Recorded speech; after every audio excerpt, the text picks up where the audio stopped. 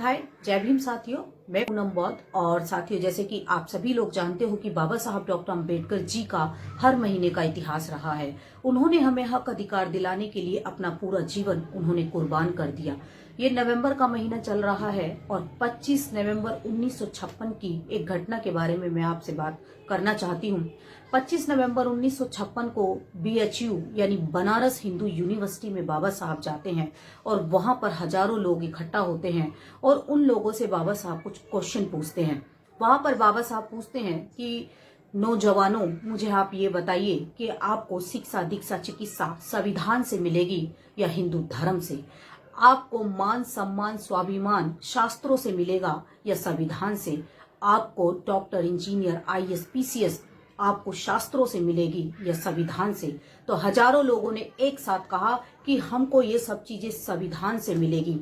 तब बाबा साहब ने कहा कि जिस तरीके से सांप और नेवला एक साथ नहीं रह सकते, अंधेरा और रोशनी एक साथ नहीं रह सकते, उसी तरीके से शास्त्र और संविधान एक साथ नहीं रह सकते। यदि तुम्हें मान, सम्मान, स्वाभिमान, शिक्षा, दीक्षा, चिकित्सा अगर तुम्हें चाहिए तो तुम्हें हिंदू धर्म शास्त्रों को नष्ट करना ही होगा। उससे पहले भी वो कई बार हमको चेतावनी दे करके गए।